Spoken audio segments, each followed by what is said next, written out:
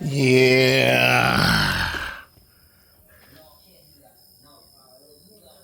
I think this is what we affectionately call, yeah, you can see the rain over there. This is the calm before the storm.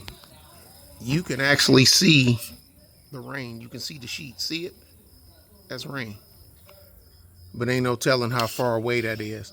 And that's the top of one of my 30-ton carriers. And there's my bucket loader sitting over there because I was clearing out that fat patch over there last week before it started raining. Yeah, I think, well, I know motor getting replaced. Motor went out again. Man, here we go.